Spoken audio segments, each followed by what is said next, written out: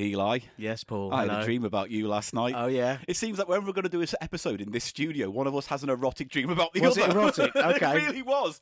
I wasn't directly involved, but I did get an eyeful. Hang a lantern on it. Well, bear Yes. with me, Mr. Silverman. Okay. So for some reason, last night I had a dream that we were meant to be doing something for CheapShow, right? But you weren't available. When I asked your agent, who was, I don't remember what she sounded like, but she did look like the little woman from Beetlejuice who ran the dead. Oh. You know that little old lady who runs the afterlife What office? is in the lobby of Yeah. the afterlife? And she's smoking and the smoke's coming out of her throat. Oh, yes. Anyway, Yeah. she looked like there. Anyway, she goes, "Oh, Eli's in the jungle." And I was like, "What's he doing in the jungle?" He goes, "Oh, he's making a film." So then I go out to the jungle, right? And like the Rock or something. And I'm sleeping. I'm sleeping in a sleeping bag in the middle of this. Have you seen me yet? Not yet, no. I'm coming. But like crocodiles are like sleeping next to me in this stream, and like Yeah. one's biting the other. And I'm like, "Oh, I'm trying to sleep." Ooh. Anyway, I make it through this clearing, and there's a hut, right?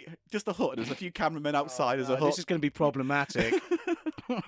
And I go in, and I swear to God, you're standing there absolutely naked, leg up on a chair like this, wanking, just wanking. And I'm coming, I'm like, "Mate," and you're like, "I'm getting ready for my big shot." and I was like, "Oh," and then I woke up and I had the biggest chop on. Right, so my God. that was my dream. Sorry. Good Lord. Telegram for Mr. Freud. Yes. Anyway, joining us this week is our special guest, Mr. Paul Putner. Hello. Hello. Thank you for Hiya. joining us. I'm sorry that you had to hear that. No, it's all right. Do you ever have dreams? Well, maybe it's dreams you get as you become older, man.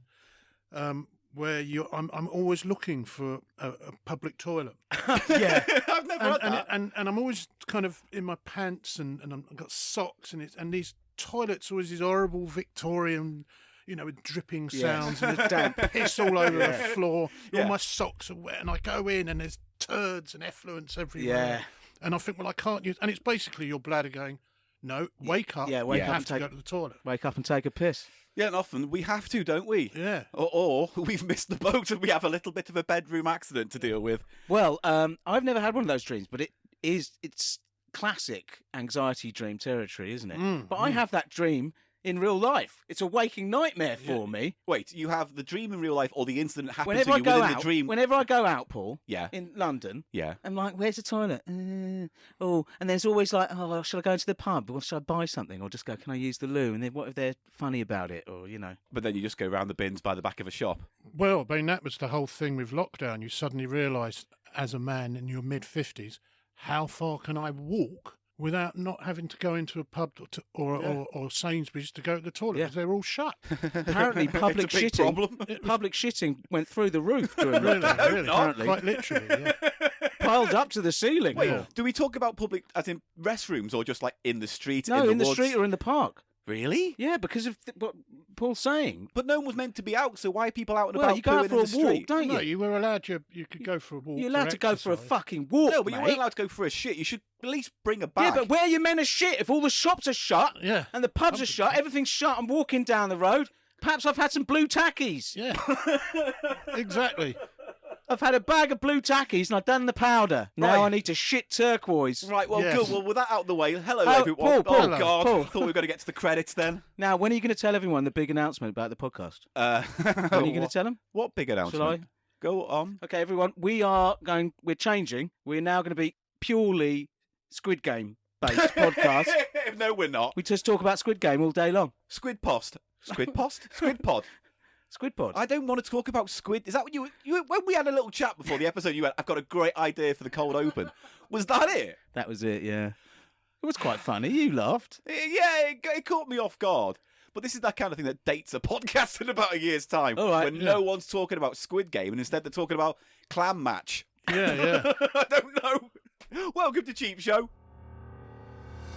I hate you and your fucking noodle posse.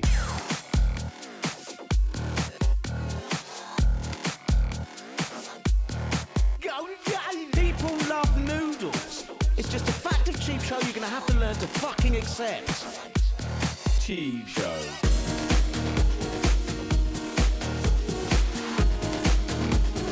Off-brand brand off, off-brand brand off.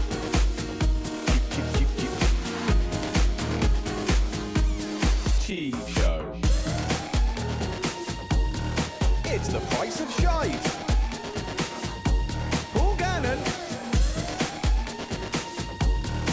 Eli Silverman. Welcome to Cheap Show. And I go and I nuzzle. Hello, yes, it's the Economy Comedy Podcast where I, Paul Gannon and Eli Silverman go for the charity shops, bargain bins, poundlands and beyond to bring you the treasure amongst the trash. Hello, Eli. Yeah. Hi. I'm meant to be what? I'm meant to do what here? Enthusiastic, Okay, professional. say We've hello, got a Eli. guest. I know. We've got a Well, guest. why don't you let the guest talk instead of going fucking picking on me? There's a hierarchy of introductions in a podcast. You don't need to introduce me. Everyone knows who I am. Main Paul. star first. They know who I am, The mate. main star first introduces the show, me, then the underling, then you, and then our illustrious guest, Mr. Paul Putner. Hello, Mr. Putner. Hello. Yes. well, Eli thank was you. asking how he's going to name us because we're both Pauls. Putner. It's fine. Putner. Yeah. Putner and Gannon. Putner and Oi! rock on, Putner. Putner and Gannon. It does have a ring, doesn't it? Gannon and Putner. I've always thought Gannon works well for depending on the surname. I often wonder if they do it like when they break up, like Cannon and Ball, it just has a ring to it as opposed to Ball and Cannon. Well, it's just Why what is you're it used Morecambe? to. But is it like Morecambe and Wise, little and large, Yeah, Cannon yeah. and Ball? Yes, it has a This is the rhythm. train that goes to the station. Yes. Da, da, da. Oh, definitely. Yeah. Yeah, so you got the close syllables at the beginning. Mitchell and Webb. Da, da, da, da, da. Oh, I think I've broken the code. That's how you have to be a good double act. You just have to have the right amount of syllables. Derek and Clive. It's all the same. Oh, but you see, Lee and Herring were originally going to be Herring and Lee, That sounds better. but Stuart wanted it as Lee and Herring for some I reason. guess that's I think he ruined it because I can never remember the name of Herring and Lee. I never remember that. Lee and Herring, sorry. Yeah. You see, I got it wrong then. Yeah. No, here's something. Here's something. Riddle me this. Go My on. other half, she's French, and she always says, "Can you pass me a fork and knife, please?" And I say, "No. Over here in this country, we say knife and fork." And she says, "Well, that doesn't make sense because you put it on the table, forks on the left. Oh, yeah. Fork and knife." Yes, but I hold the knife in my right hand. Ah. Always have. Well, no, Weird. yes, but you fork and knife then. Yeah. Fork. No, and it's knife and fork for me. Unless she was Oh, being I'm going rude. left to and- right. Unless she was being rude and you misheard. Well, she calls it. She'll pass me the plate, and I'll go, "That's a bowl." No, it's a plate. It's a dish, but it's definitely a bowl. No, it's a plate. And God, again, it was this banging our heads together over this. And also, she told me that Marmite is pronounced mamite. That does make it sound really posh, though, doesn't it? Well, that's what a Marmite is. A Yes, mamite it's is the pot, isn't Yeah. it? That's right. So she's right, I think, there. Although I used to go around telling everyone it was Bovril. A Bovril was the name of a pot, but I was It's wrong. not, is it? So I just what does told- Bovril? It's from bovine, for beef. It was just The a hot cow. meat drink, wasn't it? Called a Bovril. Yeah, but I'd bov imagine. is from bovine, Yeah. which means cow. No, I'm you not, just not disagreeing with that fact. Can you I was stating. say Eli said something right. Eli said something right that I didn't contest, and I don't know why you're going on about What's it. the rill from Bovril then? The Welsh town where What it was about invented. Horlicks. Yeah. Don't let me go into that. Don't make. Captain Peacock. So, thank you for coming on the show, Paul. Yeah. I've wanted you on the show for a while, not only because I'm a big fan of your work and all those kind of things that a presenter should say to a guest, but also it's like when you go on your Twitter account and you pull out things from your attic. Yeah. Or things you buy in a charity shop. I'm just sitting there going, your attic is our podcast. Yeah. You know what I mean? It's like you bring out all these board games and weird and rare toys that you've obviously had for a while. And Yeah. I'm a bit like one of those hoarders, I suppose, and my parents have allowed me to hoard as well, Oh, yeah. and so I just never threw anything away. But I never looked after anything. I Right. think that's the problem. So I've got all these things, but they're all kind of either knackered or broken or scratched and Bits missing, whatever. bits things missing. Like that. So it's not like they're worth anything. I think a couple of things might be. But yeah, I just thought I was going through the attic at my parents. Every time I go back to see my folks, I have to go in the loft and look around, and my dad go, "You're going to come through the ceiling." My mum says the same thing. Yeah. And I did once as well, so she was ultimately proven right. Yeah, so there you go. And I always have a nose round in the loft, and yeah. And I just thought, well, it'd be quite fun to take pictures of these things and stick them on Twitter, see if people like it. Yeah, and I I think do. about 18 people have enjoyed Yeah, it. I'm definitely one of them. But I do enjoy looking at it because I went to my storage yesterday for all my board games and just tried to sort them out. And I counted them. I had 150 of various And you've got sizes. 3 round my gaff, which you refuse I to know, take. I know, and I've got 4 at my mate Joe's place, which I've said I'd pick up a year ago as well, and I haven't done that as well. And he's got quite a lot of big ones, like the Gladiators ITV board game. Well, right. Yeah, which is pretty good. And the EastEnders board game as well, which I'm really looking forward to playing one day. That's one of those charity shop mainstays, or it was for a while, like the Neighbours board game. That's always pops up. I grab that as well because you may as well. And I like the idea behind that, where you have to build a script for an episode as you go around the board. Oh, and it's a bit meta. Yeah. It's not about actually being, because that would be boring. In wouldn't it? Erinsborough. In Erinsborough. In Thank you. Erinsborough, yeah. Erinsborough. Yeah. You big galah. What? You big galah. What does that mean? You're a fucking idiot. Right, well, just call me a fucking idiot from now on, please. So we don't have to play this game. I'm not playing games with you, mate. As So- you can see, I'm in my heart waiting. I'm not playing games. I'm just wanking right off into your face. No, you weren't. Can I just say, in my dream, I wasn't face to nuts. I just want to make it. There was a bit of distance between what your activity and my shocked Yeah. reaction. A distance that I was quickly shortening If with it- my big old gob. Hey, I will say this: in the dream, you Well endowed. had to move your elbow more. Put it that way, I guess. To put it that way. So anyway, Paul. So we first met on the set of Shaun of the Dead. We did. That's got to be coming up to nearly 20 years ago. God, that is sobering and terrifying at the same time, because the last 20 years of my life have just been seemingly like that. I Yeah. look back on that time and it doesn't feel that long ago. It doesn't feel that long ago. But then you go, oh, he's done the whole Cornetto trilogy, Scott Pilgrim. He's made all these films since then. He's on the cover of Empire. Yeah, you know. He's got one coming, hasn't he? Last Night in Soho. Hmm. Yeah. What's wrong with that? Just looks derivative. Looks like Of derivative what? crap. Of what? I'm sorry. Of what I'm is it sorry to derivative burst your of? fucking bubble. What? I just want to know what it's derivative of. Shallow. Shallow films. What? You haven't what? seen it? How can you Tell say from that? the trailer. You're like those Ghostbusters fans in 2016 who said it was shit because it had women in. You just can't say it's shallow. I'm not saying that. You are. You say you haven't seen it. You don't know what it's about. You're going off nothing. Didn't like Baby Driver. Well. Everyone was going on about that, weren't they? This is not the Edgar Wright criticism podcast. So were you a zombie as well? I was, yeah. I actually got cut, to be fair. Really, completely? Well, no, I didn't. I was a... Before I turned into a zombie, I was a cab driver. And I had a scene where Simon Pegg gets in the back of the taxi and I say something like, I had one of those in the back of my cab the other day. You couldn't understand a word they were saying, you know. So it's obviously it was the undead that was Yes, in the back yeah. rather than a stinking foreigner, which is what my cab driver's probably supposed to be, a bit of one of those. And but Edgar actually rang me up and said, look, mate, I'm really sorry, but you're in good company because I've just had to cut Pete Bainham's scene as well today. Oh. Sorry, but you are in it. You do get to rip off Dylan Moran's head. Okay. Yeah. Well, that's So very nice of him as a director to let you know. It that was nice because, I was gutted, but, you know, I'm still in it. There was a lot of things about that movie because when it was getting made, like for instance, the script was being banded around, and I managed to get a copy of the script halfway through the production, so I knew what was coming. And there were a lot of really interesting scenes cut out just for time and budget. Yeah. And the one that I always go on about was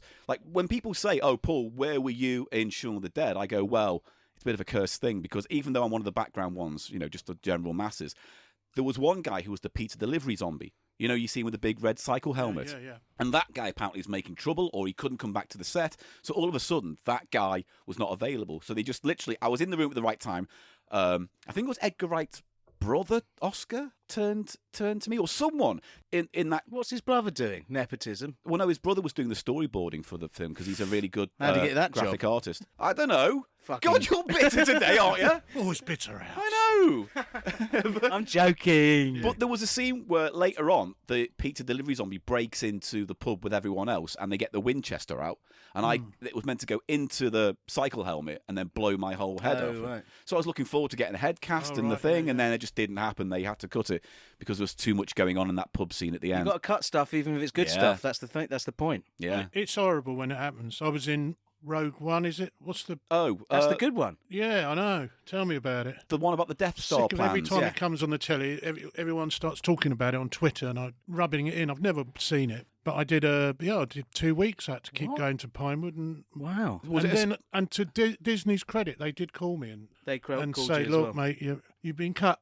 Wow. Were you speaking? There's your book. Yeah, And a nice scene. It's quite funny. Ah, was it? So it wasn't filmed at all. No, it was filmed. He was there for Go 2 in, weeks, 2 Paul. weeks. But what I'm saying is, okay, so was it on deleted scenes or did they put it on? No, it's not even on the Blu-ray. I'm going to have to wait 20 years for whatever format it's going to be. Almighty.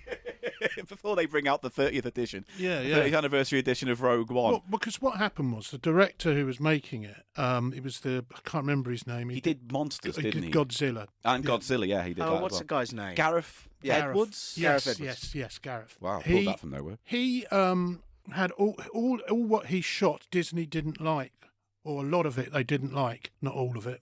And so they brought in someone else and they reshot over the summer very quickly. Oh. Right. So scenes like with the ones you were just lost in that wash then, I guess. Absolutely. And I had another friend who was in it. Tony Way was in it. Okay. His stuff got cut. That happens a lot, though, with Star Wars films. Like, didn't Solo get halfway filmed and then they completely stripped it? Absolutely. And then... I spoke to one of the special effects guys and he said the money they spend on these scenes and sequences and films and set pieces, and they would just show it to a test screen and just go, nope. Yeah. That's what blows my mind. It's committee. About it. They're huge tentpole things, so they're but made also, by committee. I've also, before I forget as well, I've got this to give you. Remember last week in the Noodle special, I said there was a little pamphlet that came with it with suggestions of how to pimp the noodles and the thing. Pimpage so manual. I've got to take some pictures of this, but I just thought I'd give you a little look at. Oh, what was crap throw? Thank you. Crap throw, but also did manage to hook it around that cable, so that's quite impressive. Oh, but I can't read this. This is in Japanese. Yes, but you have, I don't know, a translate app you could translate it with. Oh, that sounds like something I need to work at. Yeah, it does. It sounds like you have to put a bit of fucking effort into something. Isn't that terrible? Isn't that terrible? It's terrible. Right, on the show today, we are going to be doing a platters and we're doing a Gannon Golden Games. We've got a kind of theme threaded through this episode this week. So is it weft? Is there weft? There is a weft of a theme stitched, like a cross stitch. Like there's a cross stitch, a gold trim in the cross stiff stitch. weft. Yeah, there's a stiff weft through my cross stitch. Nice. I don't know. You know what? Now that I've said it so often, I don't actually. There's that much of a weft theme. There is no wefting. Fatigue. There's a whiff of a theme running through this episode, and we'll get to it in the fullness of time. Do you have anything else to bring up? Do you have a tales from the dance floor? No, everyone was really well behaved. I've got one. If you want to, read it? Yeah. From that guy who sent one last time. Oh yeah, let's have that. Right, yeah. let's do that. Tales from the Dance Floor by Dylan. Dylan, who's emailed last time, and he had that guy who came up to him and wanted to do rapping at the end of the night. Oh, wow. There was that. So, hello, lads. It was a bit surreal hearing my own stories featured, but I'm glad you enjoyed them. And since writing the first couple of stories, I have another one. Because he has a DJ gig in his local pub, is that right? I believe so, yeah. So I decided the theme of the night would be some cool, mellow soul stuff. So I crafted my playlist and filled it with the usual suspects: Marvin Gaye, Sam and Dave, Curtis Mayfield, plus many more that just sprung to mind as I played. About 40 minutes into the set, I had a guy come up to my booth and ask, "Can you play any 90s?" Which is just nice and vague. Yeah. A typical dance floor request. I don't mind the request too much since I was kind of looking for where to go next. But my set time is about 4 hours, and 4 hours of the same kind of music can be a bit dull. So I was happy to take some direction. Okay. So he's not instantly like you with the just fuck off out of my sight Well, face. just when people say a decade as a genre of music, there is not a genre of music. And you know what? Magic Mike, that's the name of a fucking film. That's not a tune. No. That's the name of a film. You can't come up to me and go, play Magic Mike, and expect me to know what the fuck you're on about. Maybe they want you to get undressed for them to high energy dance music. Well, I don't know. I could do that. That's Patreon to you. My other half, she spoke to this student the other day and she said, well, what sort of music do you like? And she went, radio music.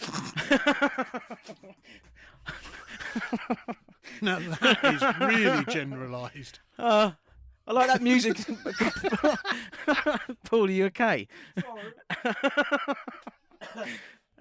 He had a bit of an issue. He was drinking. He did a spit take there. Yeah. No, I don't know what that was. It was kind of like an implosive spit take where I somehow managed to catch it before it spat into the bottle and hoovered more drink into my mouth with the suction. Yeah. So I was kind of felt like I was slightly drowning for a minute there.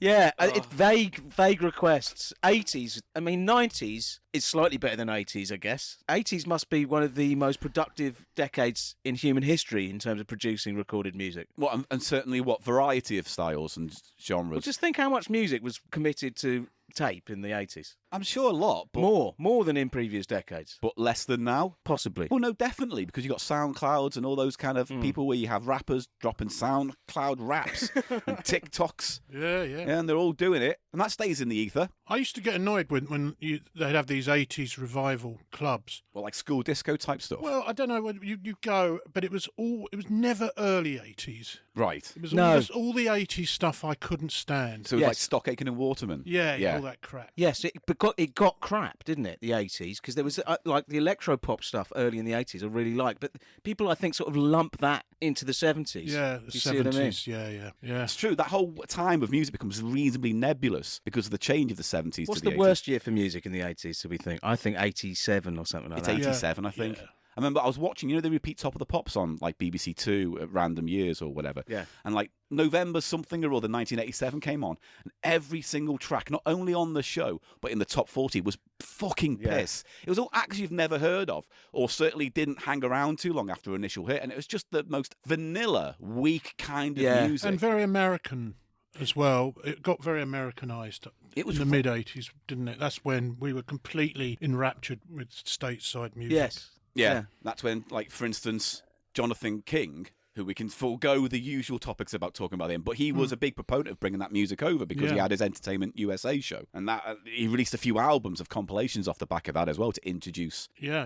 I've got a Yeah. novelty record by him where he's basically done a satire record about Smurfs or something. Do you remember So that? are you saying Jonathan King now or Yeah. Paul Putner? Because when you said I've got a novelty song by him, and then I you didn't pointed say at- by him. No, but you went by I'm him. not going to conflate our guest with Jonathan King, No, the but- well-known nonce. No, I'm saying you were talking about it, but when you made eye contact with me and you made a hand gesture, I knew you were talking about. Here's Jonathan another King. gesture, Paul. Right, You reading okay, I this? saw that one.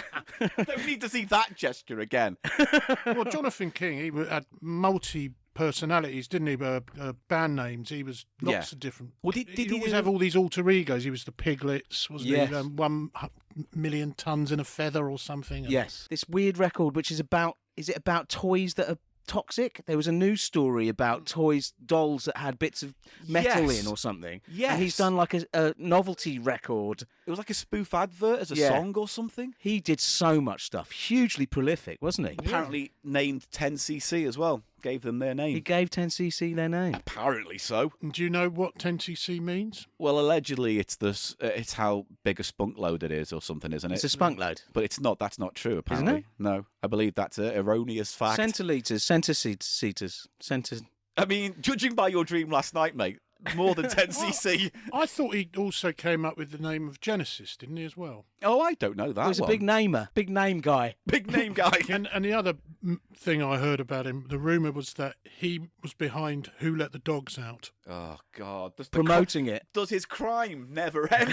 You know, it's just- The Baha Men, what are they called?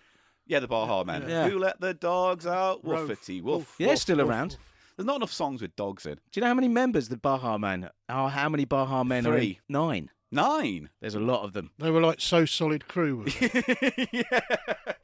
But you don't need 9 members in a band, right? Surely. Well, it depends what kind of band it Well, is. if they're playing instruments, fair enough. But if it's just 5 people standing in a row, posing and Go singing, woo! yeah, it's not. That's not a band to me. That's a mob. Blazing Squad will be turning in their graves. It's a squad, mate. Probably, at least half of them.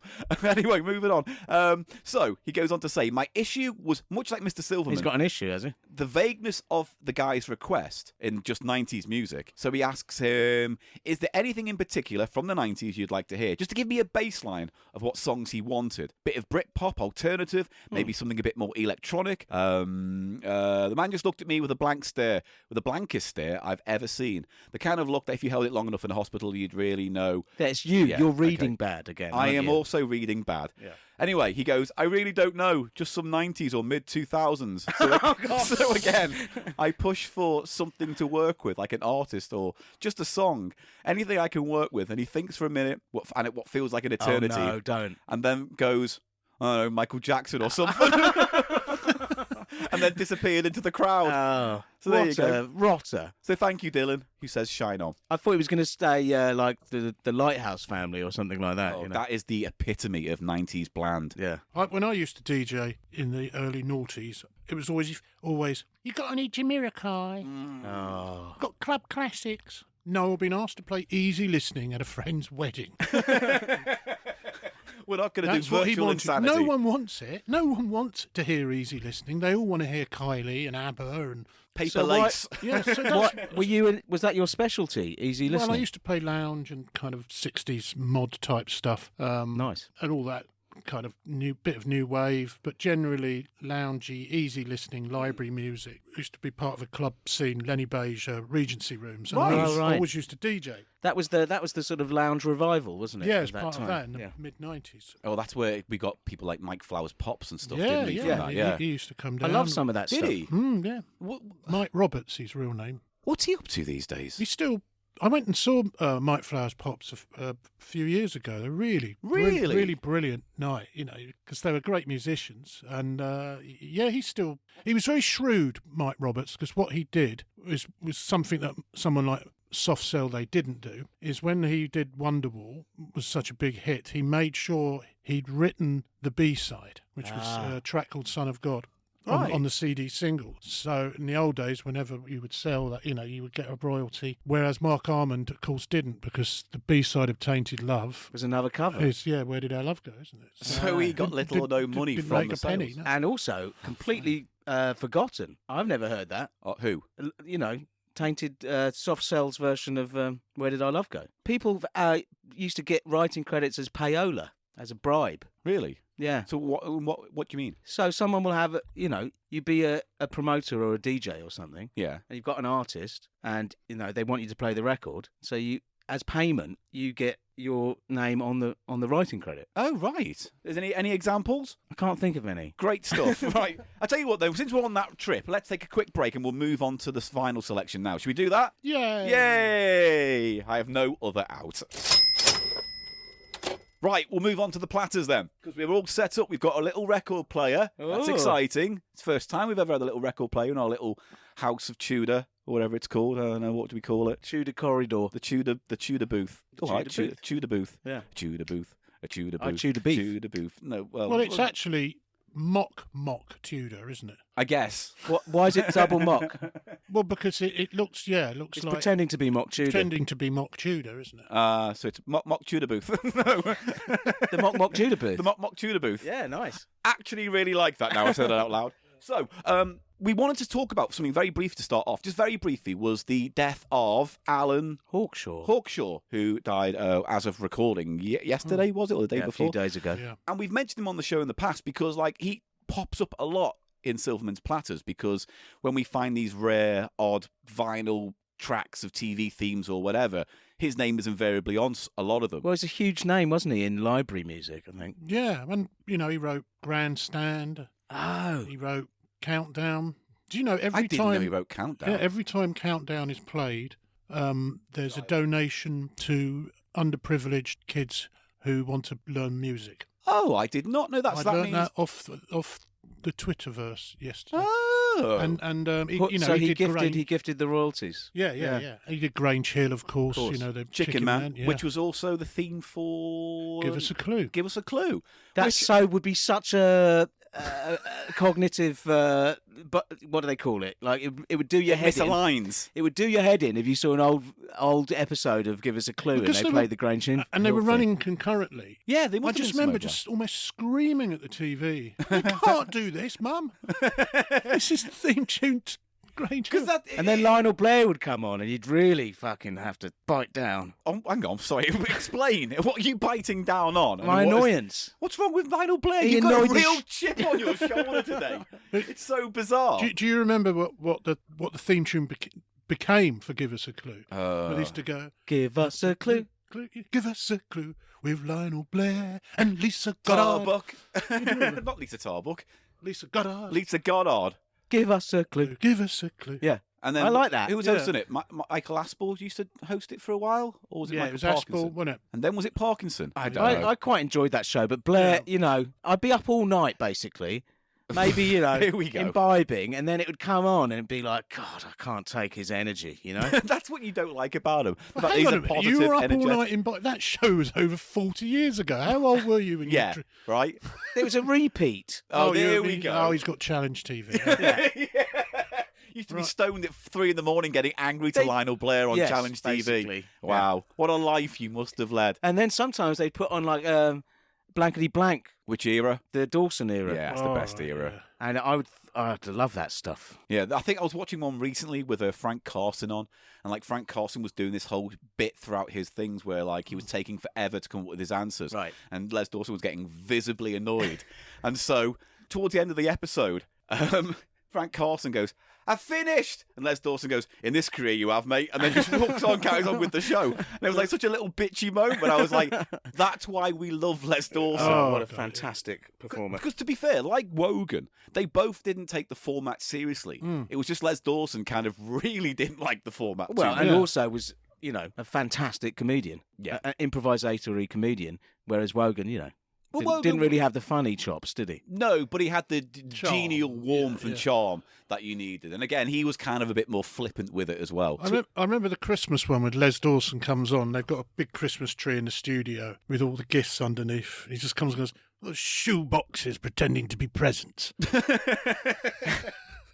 I love it. Yeah, he was great. expert in puncturing the pretense and Pretense of it, because the whole thing about BBC versus ITV game shows was the ITV could spend more money on prizes, whereas the BBC, due to their remit, weren't allowed to have big prizes on their shows full stop. Certainly up until the mid-'80s, until things changed. So knowing that all the prizes on Blankety Blank was shit. What, the checkbook and pen? Yeah, well, they were comparatively less exciting I'd than love one of those ITV. now. They must be worth. Well, this is it, isn't it? They Yeah. probably are very collectible. There are Got certain anything things, like that in your loft? Any? You got a bully from Bullseye, or No, not a Jim will fix it, I was going to say, yeah, I Nothing wonder like that. No. I'm trying to think. I tell you what I do have. I've got a postcard from 1977 from Nationwide, Right. thanking me for my contribution to Richard Stilgoe's section of the show called Pigeonhole.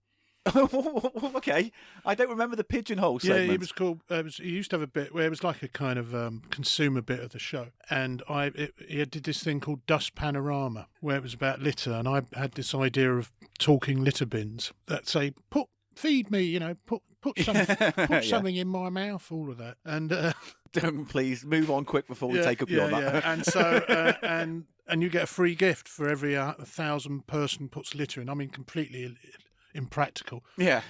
And I drew a picture, and they put it on the program. Oh no, that's on And YouTube. No, it's not. I've looked. You've looked. I even got my mole in the BBC archive to try and find it. But that Nationwide was like the one show, wasn't it? It was on every night. Yes. Nationwide, you know what? This is going off on a tangent. I now, like the but theme tune to Nationwide. I don't That's remember good, that. isn't it? Yeah. Is it like electric guitar and synth or something? Yeah, all right, yeah, got it. That's the one. For me, I think it's. I wonder if I think Hawkshaw those had shows are- any his finger in that. I don't know. Might have done. Oh yeah, we meant to be talking about him, weren't we? Sorry, we went off on a tangent about Yeah. game shows. So yeah, he passed away recently, and we've talked about his stuff on the show before. And I just thought it would be nice to just mention him in passing, Yeah, because he has he was helped. brilliant. Yeah, really, really good stuff. There's that video that was doing the rounds on Twitter yesterday where he's doing the Champ Live a few years ago in a jazz club. He's a keyboardist, right? Yeah. That was Yeah, his instrument. Is that Hammond organ he's playing? Yeah, now? he's great Hammond. Yeah. I saw him a couple of times live with the KPM All Stars, which was Wow. like the Keith Mansfield, Hawksworth. Johnny Hawksworth, I think, was part of it. All these, but here's a bit of trivia. So that's where I get confused, because there's Hawk in Yeah, both those yeah, names, and yeah. they work together, Yeah, right? it's Brian Bennett, who's the Shadows drummer, yeah. So this was kind of a thing they got together to make library music to, basically. Bennett did some amazing Yeah. funk instrumental Yeah, yeah. albums. Sorry, Paul, you were saying you had a factoid. Here's a factoid. Here's trivia. Can you tell me who Alan Hawkshaw's daughter is?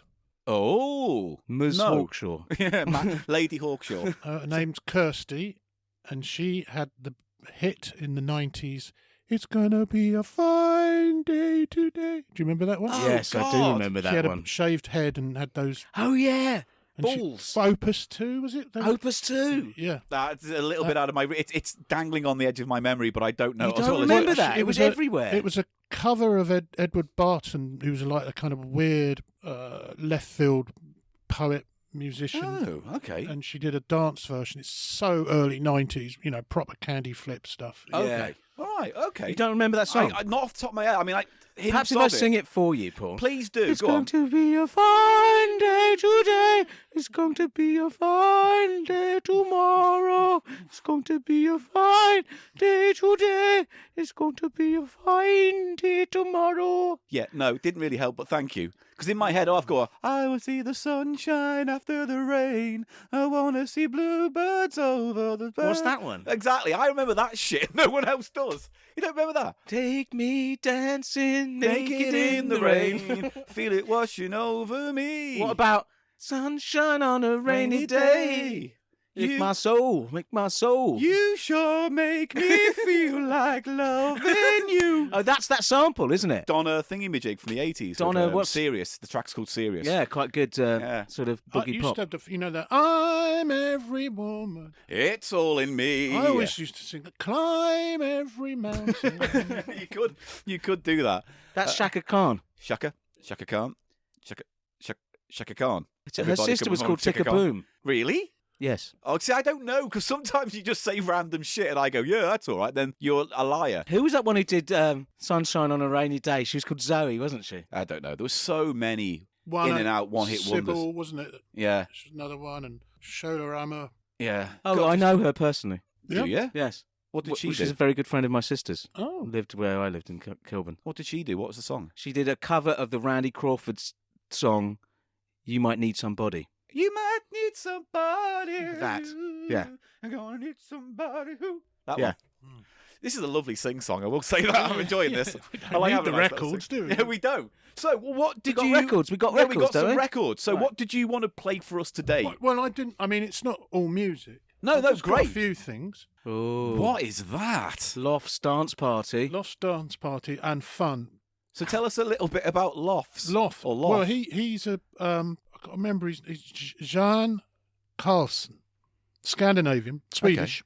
He was a comedian, actor, and skilled drummer, and he did loads of stuff. He was in movies and sitcoms, and he had this band, and they're pretty funky. Now, the track I'd like you to play, is called Viroka id hashish ha I Kansas. I don't know if that's how you pronounce any Swedish listeners to the podcast. I do apologise. Hashish, I think. Well, is it's something hashish. about you don't have to smoke gear, basically, to have fun. Oh, I quietly disagree, but we'll move on. But I love the back cover. Oh, I love it. Paul, No, are you okay? You're saying you have to smoke weed to have fun? No, I'm saying. I mean, do we need to talk about this? No, I mean. All right, well, that's what you kind of said, because I'm worried, you know? Track 3, side 2. Yeah, I'll tell you who translated it for me. This is a big name drop. The title, Go on. Nicholas Lyndhurst. Really? Of Yeah. all the people? Well, he's from Swedish stock, Oh, so he can of speak course. Swedish. Oh. You're going to need to take the other platter off the yeah, table. I know. Do you need a hand, Paul? No, I've just got to get the right side. Do you want to go smoke some weed? Because No, make it shut more up. fun. Make this fun. Maybe you like to shoot up, perhaps. Yes. Perhaps you'd like to I'm chase getting to the point where I wish I fucking could. the dragon. Trace your dragon. You'll chase my dragon. Yeah. Shut up. I don't know. As in what? As I'll in you'll do what? Find you in the jungle and toss you off. Now, the cover of this record, he's got some stuff on his face, doesn't he? Let you have a look at the. Has he got a cake on Now, his the head? Del Arsehole thing on the back, ignore that. Del Arsehole is on the back. Yeah. Well, that was for a sketch where it was on the front of the album originally, and it was an album called the guy was coming into the shop and mispronounced Del Arsehole. Oh, right. Have you got any Del Arsehole? I've never seen anything by this guy.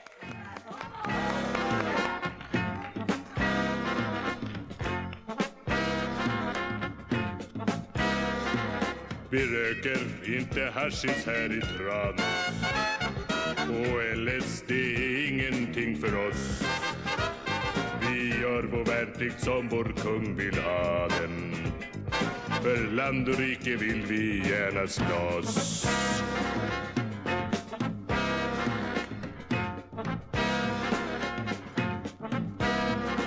Vi ordnar inga fester där vi älskar. Sånt sköter vi när ingen annan hör.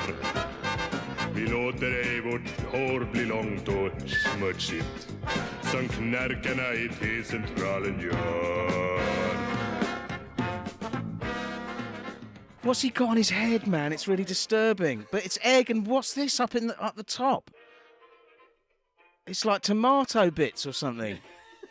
Oh, it is a tomato. Oh, that's nasty. He's got egg and tomato on his face. He's got all tomato seeds on his forehead. This is bizarre.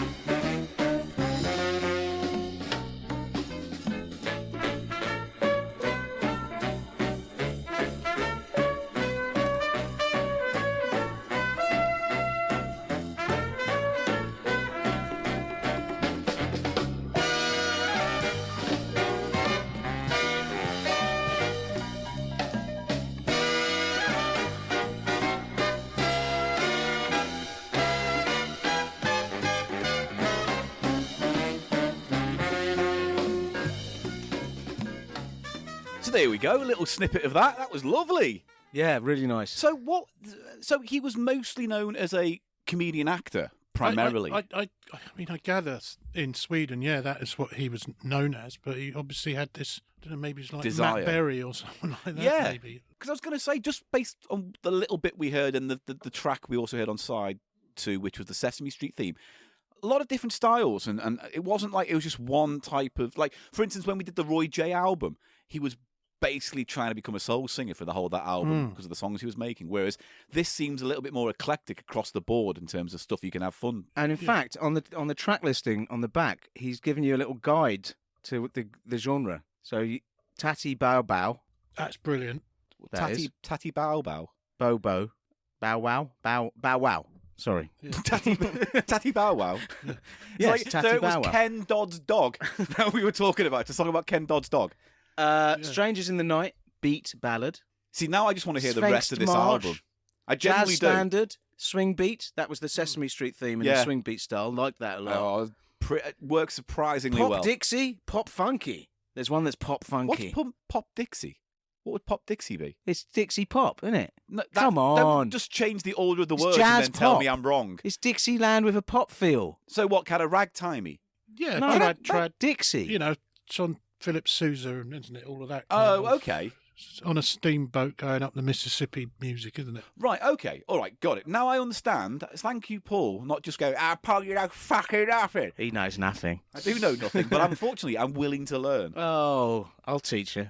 You're not going to teach me anything other than how to wank in a jungle. So we're going to move on from that. So why did you want to bring that along today? What is it about that you really like? I just, it was one of these, I found it in a charity shop. It's really unusual when you go to the record section in a Sue Ryder, and then you suddenly see, obviously, someone's record collection. And it's just a load of like Israeli albums or a lot of... There's a lot of Barbara Streisand that ends up getting thrown out. Or German albums, artists. James Last. Tons of those. I love that when you can see and you try to read into sort of their personality when you see, you think there's obviously from the same person's collection. Reminds me. Person's A dead collection. person's A dead collection. person. Well, that reminds me of the point I was going to make, actually. So I went to Pinner to go around the charity shops there because there's a great St. Luke's charity shop there that sells random crazy shit. It's one of those charity shops I like that reminds you more of someone's attic than a shop. Yeah. And I bought this album called 50 Years of the BBC. It was like, what was that British actor with the moustache, big guy? It was like Leo... I want to say... McKern? Yeah, Leo McKern narrates the history of the BBC for the first 50 years with clips thrown in like VED and the Queen's coronation. Rumpole the Bailey, isn't it? Yeah. And in the top corner on this album, I noticed a little stick of who it belonged to. Bob Holness. And I was like, it can't be the same Bob Holness. But it turned out, it was Bob Holness's because he lived in Pinner. That's and nice. It had his address and his number of whatever year he bought the album in the 70s. Nice. So it was out of it. It was like he was listing his, people used to sort of, what do they do? Catalogue their own. Yeah. Collection. He just had a very professional little sticker on the corner that said, And it Bob was numbered, Holness. was it? Yeah. No, just Bob Holness, his address and his phone number for some strange reason. Call him up and say, I got your record, Bob. No, he's dead, isn't he? Cool. That's one of the problems with returning things to people. Call him up anyway. So I got your say? record, Bob, and perhaps we'll get through to the afterlife. It's always sad when you see signed stuff in charity shops. You think, what a journey that's been on. Yeah. I bought a 12-inch a while back, signed by all the members of the Inspiral Carpets. That's lived And a you life. think, wow. And it's not even like one of the records you remember. So it's obviously when they were kind of on their uppers. Yeah. But you think someone must have met them and had that signed. Carried it with them. Why would you just give it to a charity shop? I mean, Yeah. I found a book, the Meaning of Life book, signed with a personalised message by Michael Palin. Really? Yeah, saying make sure this book doesn't fall into the wrong hands.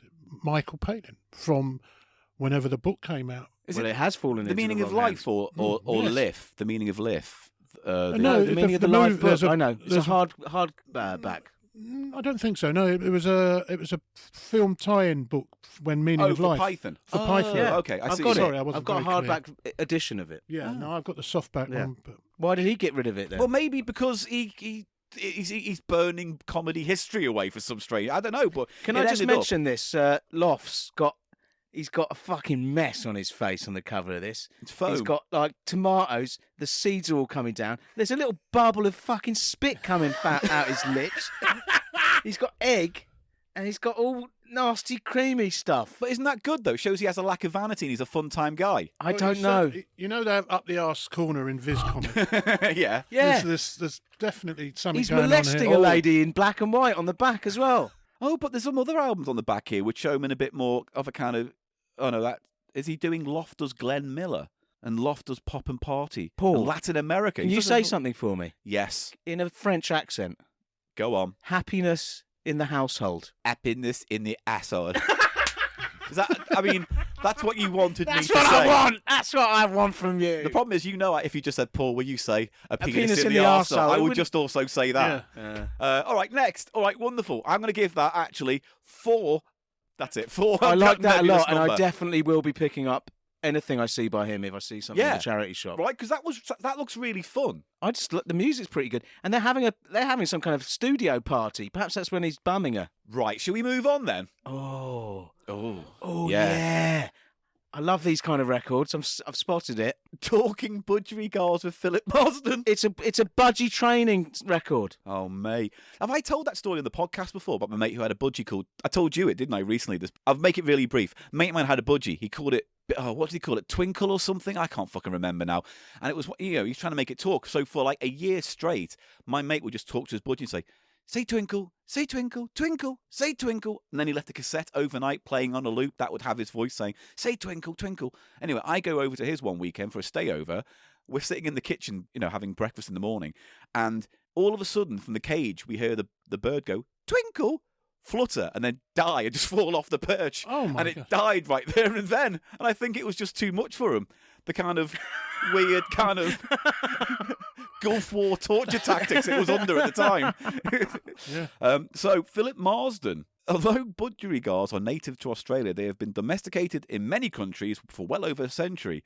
Blah, blah, blah, blah, blah. I didn't know that in America they're known as parakeets. I actually didn't know they were one and the same thing. I did not know that either, because you get a load of parakeets, don't you, in parks in London now, squawking, flying around. The little green budgerigar was discovered by Philip Marsden in the BBC Cage Words contest in 1958. Now, what is this record? Is this a record of talking budgerigars, or is it to train them to speak? train them, and there's a bit of... just listen to the opening. All right, let's listen to the opening. For that And then- is why we are here. It's quite interesting, really. And as it says on the back cover, which I thought was astonishing, because I thought, nah, shut up. They're saying that it is not faked.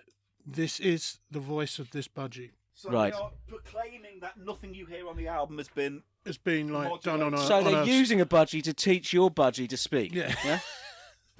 Because why? It's easier for them to pick it up if a budgie's saying it. I don't get that. But it's actually mildly terrifying as well. They call me Pretty Sparky. I'm just a little bird, but I can talk and shut up all the day. Nursery rhymes plainly can be heard. I'm a clever little budgie, aren't I, Apes? Was that nice? That was the voice of my old friend Sparky Williams, undisputed talking champion of the budgie world, and I can't imagine we'll ever see his like again. You'll hear him often in this recording, not only to entertain and interest, but also to demonstrate just what a bird can do when he's been properly trained and cared for. Not all birds are as capable as this, and not many owners either, but the system behind the training is no secret, and side 2 of this record will describe it in detail. On side 1, I hope to tell you enough about the budgerigard to provide at least a basic understanding of his capabilities and needs, because it's only through understanding that one can really come to terms with another creature, be it human, animal, bird, or even fish. Few birds have been more closely studied than the Melopsittacus undulatus, that's his scientific title, and consequently we are no strangers to his makeup. We do know what makes him tick, both physically and psychologically. And since he's basically such a simple and straightforward little character, you don't have to be a genius to understand him. You don't need an academic turn of mind to be able to train him and teach him to talk, and you don't need to be a vet to keep him healthy and happy. 3 things you do need are love, patience, and a little practical knowledge of the essential needs of this lively little creature whose life is literally in your hands. The fact that you're listening to this record, I think, suggests that you're already well equipped with the first 2 requirements. And that being so, it's a real pleasure to me to be able to offer you the 3rd. And there's something slightly sinister about his voice as well. What it sounds like when you play the budgie is when you hear tapes of ghosts talking. You know, when you hear I went to an old church and I recorded this voice, and it's like, that budgie sounds like an EVP. I thought it was one of those very early vocoders.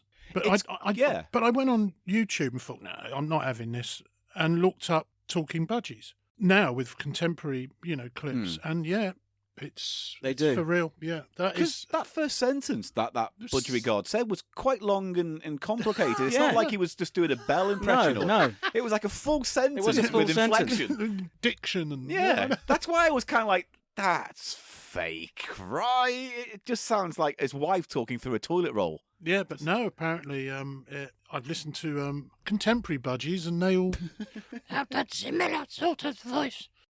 I don't know why they're not as good. That. They're not as good at talking as parrots, though, are they? Well, no. Or minor birds, no. Or major birds, Paul. Fable the Raven. I don't care. There's this raven I watched on YouTube, Fable. He's got his own channel, and the trainer has set up a video camera in the hutch where Fable lives. And they've got this footage of Fable practicing talking. Yeah. And it's really crazy stuff. What, is it the bird just in the background with a glass of water going, me, it's modulating the tone and sort of playing with the tone. So it's like, hello. It's like Aphex Twin or something, you know? Like that. I guess that's what impressionists do though when they're trying to get their voice right for whatever. Modulating it. They're always trying to find the pitch and they're staring and they're looking at their mouth and things. So yeah, love a corvid, me. A what? A corvid. A corvid. What kind of bird's that? Blackbird, crows, ravens. Oh, magpies. Right, the whole genus. Any type. I like a corvid. Yeah. But that is a peculiar record because it's sort of showing off this talking budgie and sort of teasing you, trying to get you to listen to the whole thing to teach you how to train your budgie. But I'm sure records exist that are literally just play this while asleep and the budgie will, you know? And you hear those stories of parrots who help solve crime because for some reason they repeat. Oh yeah. I can't remember the details, but there was a story about a murder that happened and the case was solved because a parrot happened to repeat a phrase. Him. Yeah. Did it go, it was him? Well, judging by this album, it said, it is Philip Marsden of 22-3 Smith Street in Harrow. You know, it'd be like, it's the whole fucking address. Attitude problem. Although the whole thing says on here, Sparky will sing Mary Had a Little Lamb, Little Jack Horner, Jack and Jill, Hey Diddle Diddle, They Call Me Pretty Sparkle, Two Little Dicky Birds, and Stay Away to Heaven. Has he got any 90s, though? No, he hasn't got any 90s. No, I'm wrong. It says Sunshine After the Rain, so yeah, that is in here. You sure do. It reminds me as well of that programme, Animal Crackers. No, what was it called? It was called Johnny Morris. It was called Emergency Pet Rescue. No. Animal Pet Vicious It was Attack. called Pet Therapy or something. And it was like 3 little short films about different pets that had different problems. And there was one that was a parrot, and the man had died. There was an old married couple, and the husband had died. Yeah. And the parrot was grieving, basically. Yeah. And, was stressing out, pulling its feathers out. And the wife was like saying, yeah, it's bad because I can hear Graham's voice from the other room, like through the parrot, because it's been in the family for years. It does. Now it's effectively a it's ghost. like I can hear my dead husband talking, That's crazy. And there was a rabbit that you had to change the nappy on. Well, there was new information brought to the table, and I want to know why a rabbit's wearing a nappy. Because it had some problem, big problem. The rabbit had a big problem, and the woman was devoted to it and had to change its nappy. And I just thought, oh, come on, you've got to give up on the rabbit, What would you do with it? Just cave its head in with a hammer? No, I'd go to the vet and say, could you please put my rabbit down because I don't want to deal with nappies. It's not the quality of life for the rabbit wasn't great. No, well, you don't know, do you? Maybe he liked the nappy. I'm sure he liked the attention, but anyway. Would you like to wear a nappy for the attention? Yeah, I do. Saturday nights. Yeah, Saturday nights. Down Kilburn. It's the nappy DJ. He's on. Oh. He comes on halfway through his set. He leans down and goes, I need a wipe. And someone from the audience comes up and changes him while you're playing something from the 90s. Is this another one of your dreams? Yes. Yeah. All right. Well, I'll tell you what. We're going to take a break and we're going to come back and talk about the main feature today. So, looking forward to that. I am.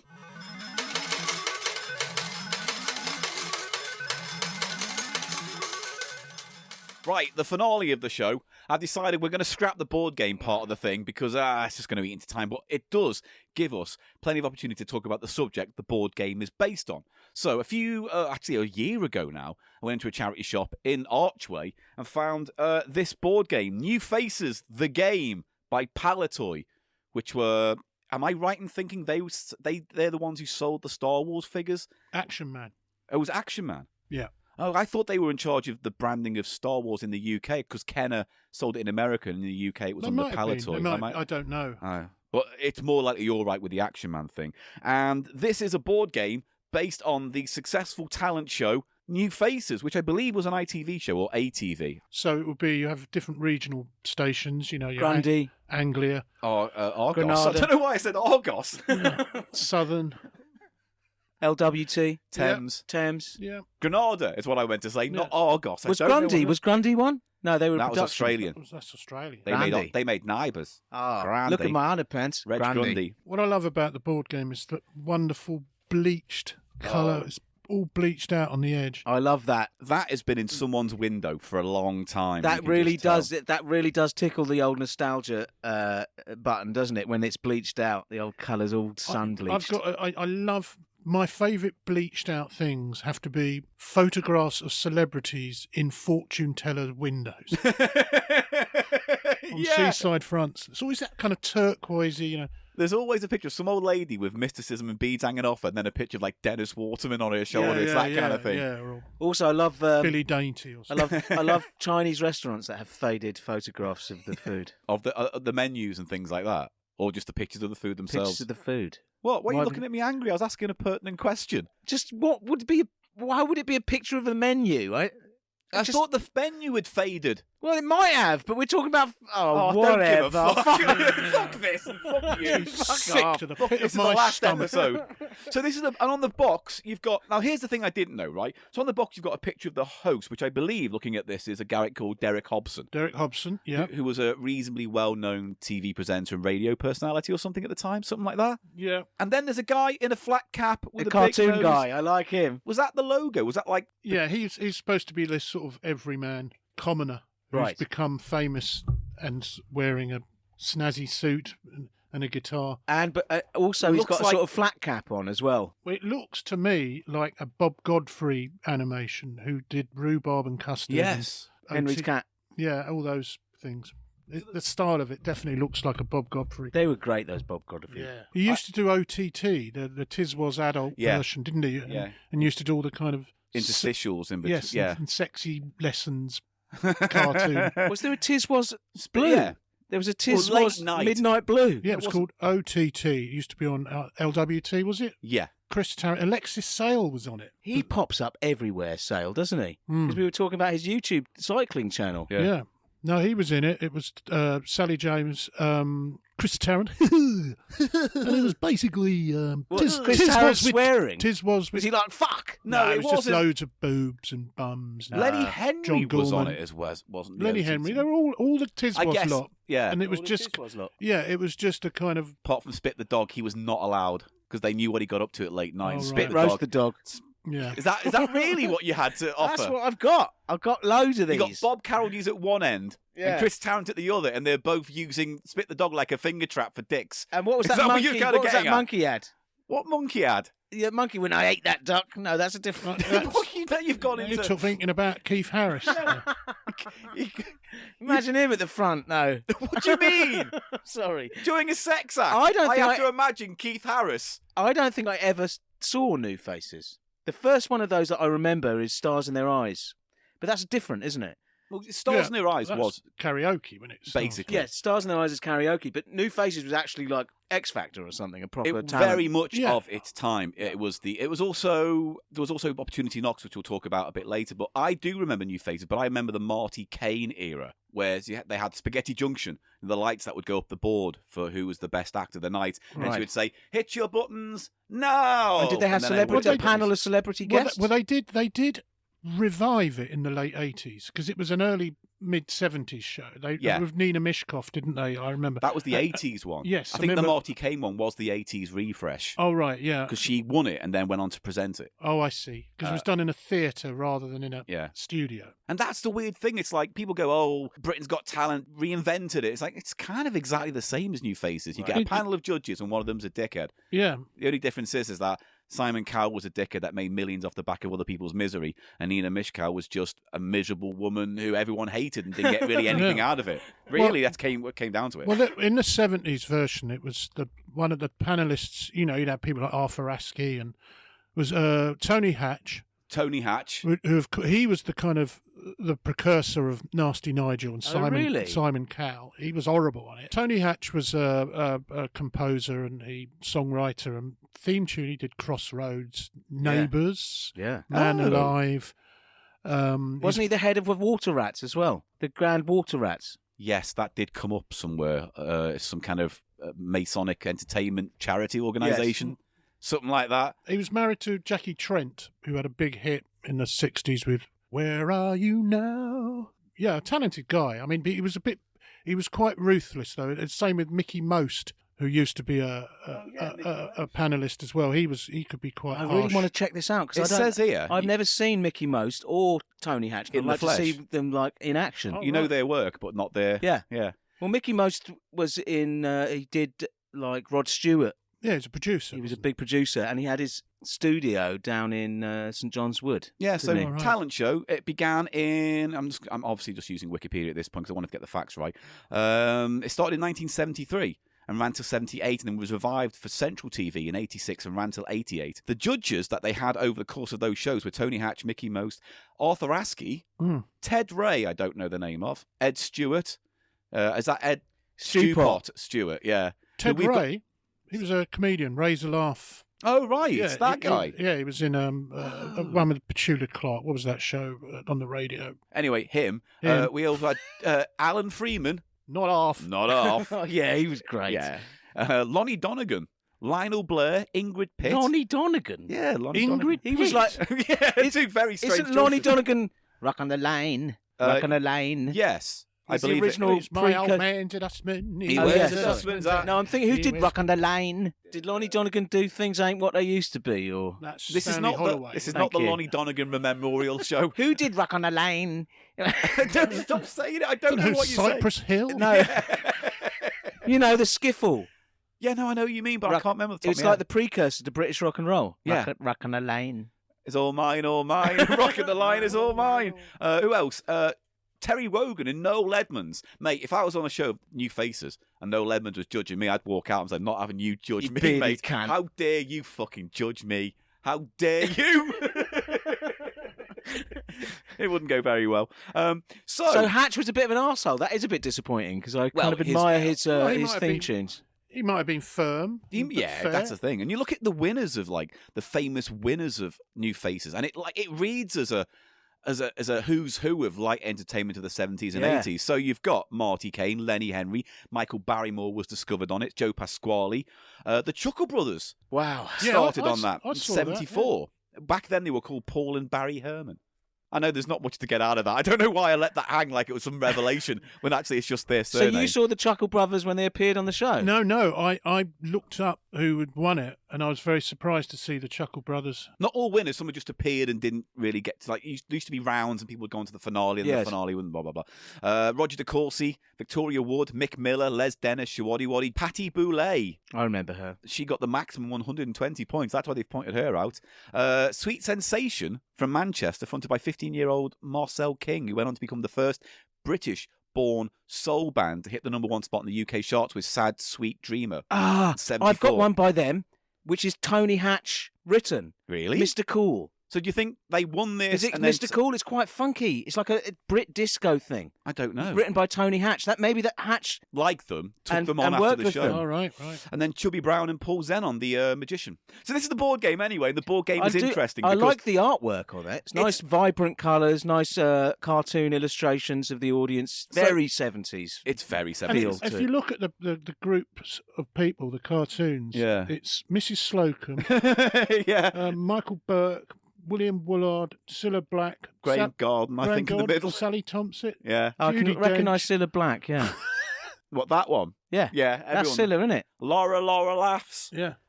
And Greta Thunberg. Yeah. So you go around the outside ring and you got to That collect. Thunberg gets everywhere. Back in time. It's funny because the outside ring, there's 3 rings, right? And on the outside ring, you go around until you collect your act because you have to pick an act to be magician, musician, comedian, mime artist. You know what? Is that a thing? But you know why? Because a mime artist did win New Faces one Why? year. By doing it, being in a wind By tunnel. holding a suitcase in a Yeah, wind tunnel. It's yeah, that yeah. kind of thing. Yeah. Then if you collect enough of your points, you go to the middle ring, which is the actual New Faces game. And that's when you bring out this thing, which is a audience meter that you spin. Oh, I like that as well. And they're either yawning or applauding, so you win points based on if the audience she like was it. yawning. Oh, is she yawning? Is she opening? Is she yawning? Well, I don't know. It's flipping back. See, It's just in going- an equilibrium between applauding and Yeah. yawning. Why isn't Yeah. it stopping yet? This is really So haunting. she's tired but enjoying it. Yeah. It's still moving. It looks like she's putting something in her gob. I think it's the ghost of Marty Caine who's making it happen. Is she dead, Marty Caine? Yes, sadly she did die. Died very young. I think Yeah. it was, but yeah, she was a genuine talent that died way too soon. And then the inside ring is when you've won New Faces. You go on the career path, and it's like bad night at a casino, income tax, pay your agent £1,000, and then if you perform at the holiday summer show, you get £1,000 for that. £5,000 if you perform for the Prince of Wales. I guess Sounds ominous. it's different from something like X Factor or Britain's Got Talent in that it was in a whole world of light entertainment and variety that still sort of existed. Do you see what I mean? Well, it fitted into that world, whereas like Britain's Got Talent is in a sort of vacuum. There's no sort of structure anymore that Well- it could fit into. A sort of Yeah, and it's also half the people you just know are established European acts. Mm. And you think, well, so it's not like New Faces because these people are clearly professionals and they're not even from Britain. Well, I was always confused about the winner of the first series of Britain's Got Talent was a dog, which doesn't say a lot about the talent in this fucking country if a dog wins it. bringing dogs over here. That's why we Yeah. voted Brexit, to stop dogs winning Britain's Got Talent. Yeah, yeah. It's an Alsatian. It's in the bloody breed. But what these shows like New Faces and Opportunity Pekingese. Knocks did was they democratised the talent that you could get on screen, because there still was that sense of, to be on TV, you had to have that received pronunciation. You still had to go through all the proper channels and the posh schools and the DAC. But now with New Faces, it was like people from the far corners of the UK. Yeah. Lenny Henry, who was, Birmingham, wasn't it? Yeah, Like, so you more- don't get many Birmingham More working accents. class, regional, Yeah. that Yeah, type yeah, of thing yeah. people could get through. That's good. And do we think Lenny Henry is the most famous winner? yes and no, because it's like On New Faces, I suspect he is, isn't he? in terms of like his legacy and his standing in his career, yes, he's obviously the most successful. But like, it took him a while, I think, off the back of New Faces to really cement himself. Whereas a lot of these kind of shot up, hovered high, and then dropped off into nowhere. Yeah, he had longevity So in his he just career. fucking Lenny Henry worked did. at Well, it, like yeah. and Victoria Wood, of course. Yeah, And Victoria, Victoria Wood. Wood. Yeah. The interesting thing is that when you look at what we're going to talk about now, the albums and stuff like that, is like tastes don't change. Audiences would still rather have a singer win a talent show than a comedian or a pantomime thing, because if you sing a sad song, you're guaranteed a round of applause, and everyone goes, "Oh, can't they sing a sad song well?" So, like this album that I got of Opportunity Knocks, It's all ballads. It's like 80% ballads, Oh. and then one band called Airborne, which is doing some weird Beatles Airborne. knockoffy kind That's of a bit thing. farty, isn't it? Yeah, and they're kind of doing this kind of, like. Do they do Steamy Windows? No, they don't do Steamy Windows. Airborne. Yeah, I know you're Watch very out. fan of the Steamy Windows fart gag from last week. Watch out, it's airborne. So we still like it. Britain's Got Talent and X Factor still every year give us a big ballad. And also, they've kept up a tradition of having these novelty acts, because in the 70s we had people like Tony Holland, I think his name was. He used to do the musical Muscle Man. Oh, that.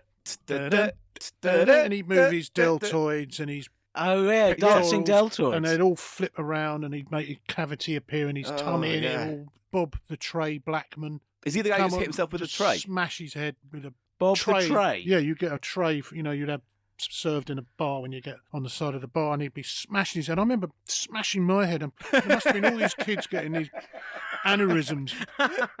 But he was huge, though. He appeared in a few movies. And I don't remember any of this. Well, that's the thing. There's the 70s and 80s has this weird kind of bubbling pot of talent, and some lifted to the top and went and did well, and then some just like a Roy J, lit large for a small amount of time and then imploded. Yeah, it's funny, we were going back to budgerigars. Another one of those, I don't know whether he was on a talent show. We had Percy Edwards, who used to imitate birds and animals, and he would regularly be on these shows to come on. I love it. See, that's it. Do an It's impression of a chaffinch and that. variety. You don't get variety. I'd love to see some bloke do a chaffinch. But there's a great story, just quickly, about when Barry Cryer met Percy Edwards in the late 70s, and he said, how you keeping, Percy? I haven't seen you for a while. And he goes, I'm all right, Barry. I've just done this very strange job. I had to do all these noises for this new film.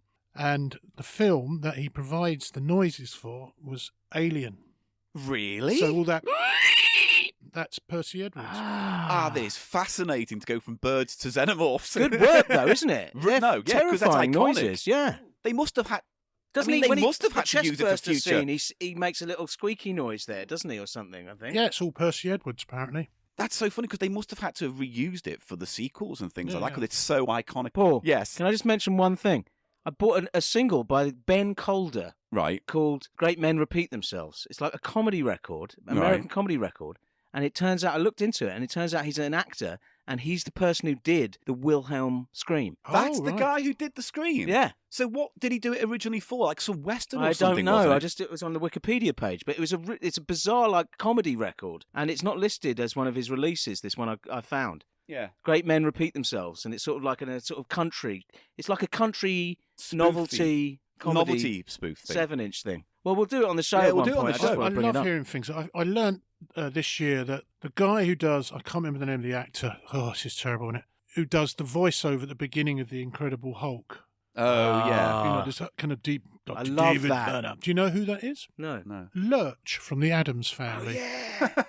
And he had a single. The Lurch. There was Lurch Mania for about 3 weeks, I think, Yeah. sometime in the I 60s. saw Yeah. a profile on that guy. He was extremely prolific, and Yeah. quite tragically, he had acromegaly, didn't he? Yeah.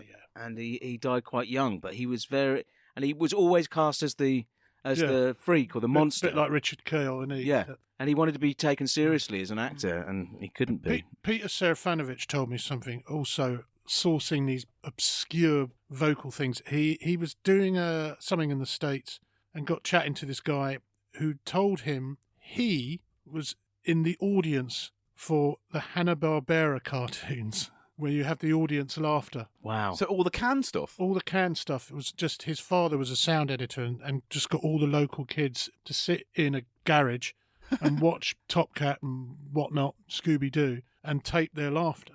So they actually found it funny. Yeah.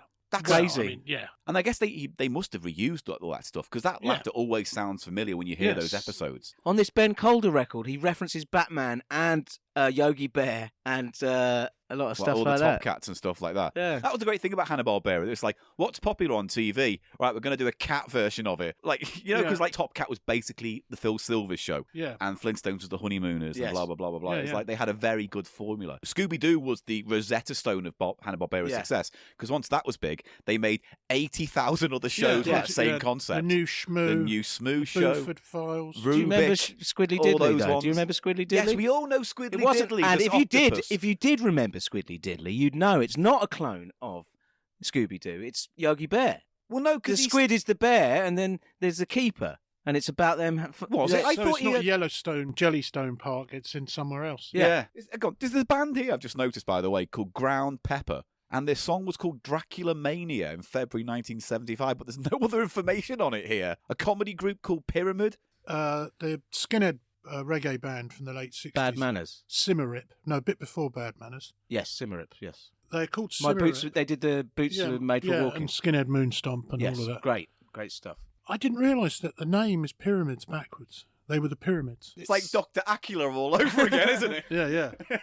Well, there was also there was I think it was a subsidiary of Trojan or there was a Pyramid label. Mm. Paul, Mr. Putner, he brought in a New Faces record, which I didn't know existed, but it makes sense because, as I say, we talked about Opportunity Knocks, which had a different bunch of hosts, like Bob Monkhouse presented it for a while, didn't he? Yes, Bob says Opportunity Knocks. We never had the Gong Show in this country, did we? You know, the old We didn't Gong have Show. we didn't remake it, did we? I No. don't think, yeah. They did show it on late night TV. Yeah, they though, did, the yeah. American But one. you'd think Britain would be great for shit like the Gong Show, where some mad fella comes up, inflates a water bottle, and then sings "I'm the Man of the Mountain" or something. You know, we Didn't need that Jerry Sadowitz show have an element of that? Which of a one? Sort of talent the element. The BBC show. He No, did. the People versus Yeah. Jerry. Yeah, Jerry. Well, Sanders. that's it. They had to come and convince him, and they sort of Yeah. they had a little bit, didn't they? Yeah. Well, no one will Oh. ever see it again because he takes it down off YouTube. Anytime anything with Jerry's stuff, he has it removed. So his Why? BBC show's not on there as well. Nothing. You can't see anything. Yeah, he's a quiet man, but the minute anything pops up of his, he gets it taken down. He's quite on top of it in that It's respect. about the only thing he can't get taken down is Ebenezer Good. Oh, Oh, of yeah. course. 'Cause He was in music video. He was in a video with Terry Hall and he had that taken down. And you think, Really? well, we did pay you for the day, you know. It's like, Why? Because he doesn't want anyone using his image. I don't understand. Or he wants to get paid. Or I don't. no, Well, it's- I know he had a bad time making that BBC show he did. I mean, I think that 6 episodes of his sketch show, magic show, whatever. the I like it, Paul yeah. Bearer's Review. The Paul Bearer's Review is one of my favourite things in the 90s growing up. I remember I taped that and watched it over and over. I bet it doesn't stand up too much now if I watched it back, but I do remember that was a big influence on me growing It's up. a shame. Yeah, but yeah, sorry, what was the point of him? Where am I? What have I done? Because we were talking about Jerry Sadowitz had Oh, a yeah. talent show element. Yes. Yeah. So I'm linking stuff. There was also Search for a Star, which was Dave Wolf was the winner of that. I only think that ran for one series. I just kind of wish that when these talent shows, you know, because they're always going to be talent shows. It's a nice way of getting audiences, and it's great weekend entertainment. It's just that they always seem to be led towards singers. It's like I kind of wish there was a show that didn't have singers in, because you've got X Factor, and all those shows. So why not, if you have a talent show, magicians and acrobats? And... Yes, but this is what goes back to what I was saying. There was a whole world of variety that existed. So yeah, I think part of the reason that it's all towards singers now is that, you know, these people don't arise organically. Yes, Novelty there's- acts don't arise. Yes, there's no music hall or club circuit No. like that. And there's certainly like a bottleneck now when it comes to that. So the talent can work on a circuit, they work in men's clubs and things like that. But then once they want to go any further, it's just jammed, because from that point on, it's like, oh no, we only want people who can sing or do a good half-hour set. It's like there's not much need for a person who can make fancy bubbles Or play the spoons or something like yeah. that. And it's a shame. I got fed up when they... who was that? Was it Diversity with the first dance troupe? Dance troupe, yeah. Yeah. And then they suddenly, every year, they would have someone like that. And they were very talented, and that, but they'd all use the same tricks and have the same music where it all would stop and go... doing all of that. And I just think, why doesn't Simon Cowell said, no, we've had this. Yeah, We've had this. Do something different. That's going to be an Olympic sport, breakdancing. Is it? Yeah. Officially? Bullshit, yeah. How is that going to be like what? Like they'll pick a piece of music like a kind of dancer in a square would do. You know, the whole acrobatics, and they do this to the corners. You know, they have a corner and then they run to another corner doing that. What the fuck are you on about, mate? What's it called when they do that? And I don't know what you're doing They're there. doing the dancing, and they go from corner to corner, and then they What, do they- this. What? Oh, mate, I'm going to have to edit so much of this out of just me saying stuff and no one knows what I'm going on about. It's terrible. I had a mate who went to do Britain's Got Talent. Right. What kind of act? It was was no way it would have got on. It's called a Geordie Gunter Swedish porn star. It was a character bit. Yeah, and he basically just comes out and in a tiny thong and it looks like a typical 70s German porn star. Not Geordie, German. Sorry, because he is a Geordie. Dave Little. Sorry, German porn star. And he said it was when he did it. It was literally like a cattle market. We were in holding pens because they just bring us out and film us. And then they just use just a quick flash of us or 2 seconds of footage, and you suddenly realise, oh, we're just being used really totally. to kind of make the show look what you might see, and all the oddballs, and then it'd just be someone coming out and singing a Bloody hallelujah. yeah. See, I'd flip the format where at the beginning I get all the big singers out the way. Everyone who thinks they're fucking Whitney Houston or whatever who can blast it. Get rid of them and then leave it with Barry Lemons and his Spoons of Joy and have him come on. I like balloon animals, me. Yeah? I like a good balloon animal act. I like people who do special bubbles. You know those bubble magicians? Oh, I love him. There's one guy, isn't it? Yeah, Using the Bubbles, smoke. yeah. He was famous because he was do the smoke, He was but then cool. he couldn't do that act anymore because venues wouldn't allow smoking in them and things. So his big trick was all out the window. Unless he went, come out to the parking lot outside and I'll do me magic Well, there's tricks. ways around it, I'm sure. Yeah, maybe he might have used, I don't know, dry ice. Do you remember that guy who used to smoke 200 fags at once? Yeah, he was brilliant. That was a very famous And he used to magician. put it in his mouth, take the whole thing into his mouth. Yeah, and Weird. it all disappeared, then it all pop out again. Yeah. Talking of novelty acts, I saw the fart guy at university. Well, the original. No, the Petamane, no, because he's been Mr. dead. Methane. Mr. Methane, ginger bloke. Yeah. Did he do that trick you have where you open your arsehole up Mate, and that's the absorb it? basic technique of producing farts at will, is the breathing arse. You know what? Next live show. You gape it. Can you do that? No, Next I will live not show, do it. Can you do? I don't want to do that. I'll Mr. probably end up doing We can shitting call myself. you. We can or call you something. Mr. Messy Stain or something like that. I will not do it, but I just know I have some Dr. knowledge. Defecate, yeah. Eli Silver on new feces. Do you know what I was thinking? New feces, good. That's it. New feces. Sorry. Hey! Thank you, No, ladies I and was gentlemen. thinking about, do you reckon puppetry of the penis would get away with that now? Do you think that would be deemed inappropriate now? I don't know because it wasn't as if the show was sexual. Because I remember seeing it once, and then again last night in my dreams. But it's like I remember seeing it and thinking it's all very impressive, quote unquote. But I'm not going to recommend it to my mum. It just felt like it was one of those kind of, I can't believe it. Like when the Chippendales were popular in the 80s, it just had that sense of, but I don't know.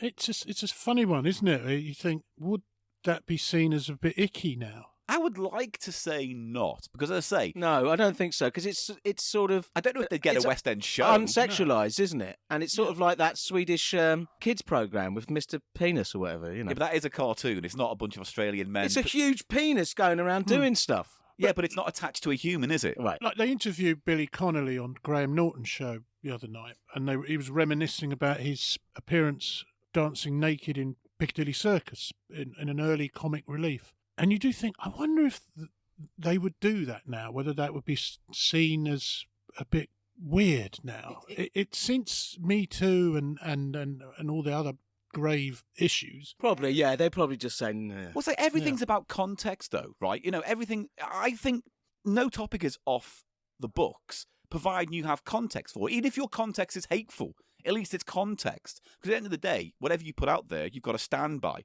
And I don't like comedians who don't stand by things they say. And they go, oh, it's just a joke. Well, it's like, do you believe the joke, or do you know what I mean? Yeah. I'm not saying every joke has to have some kind of massive political stance behind it, but like if you're going to tackle subjects, then at least either commit one way or the other. I don't like ephemeral edgelord comedy. So I don't think Billy Connolly was ever, an edgelord comedian. no. I mean, In fact, if anything, he made naughty dialogue kind of homely. he's one of the greatest storytelling comedians Yeah. of all time. Yeah, easily. Yeah. Easily. It's like there's no other guy you're happy Hilarious. to sit there for 15 minutes and not really have a punchline or Fucking a gag hilarious. and just love the story. yeah. But I'm talking about it from the indecent exposure. Yes, kind of thing. I think they wouldn't do it now.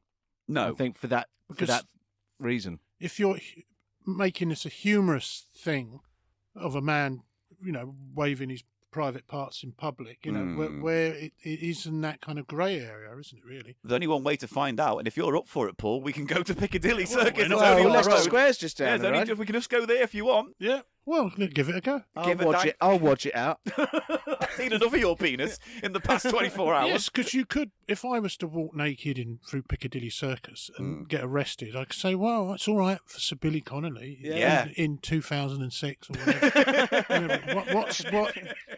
What's the difference? Because I thought that would make sense if it was like his, like unaudience with Billy Connolly period of his career when he might have done something like that for comic this was relief. in the noughties. Oh, that Right. surprises me then. Yeah, but the noughties was much ruder, wasn't it, than Yeah, it is yeah. now. Well, it was off the back end of like 90s. The lad culture Lad and all of that culture, stuff in the pop, 90s, yeah. that was still sort of hanging around. Because you kind get of- away with it because it was all blokey. Yeah, that blokey thing, yeah.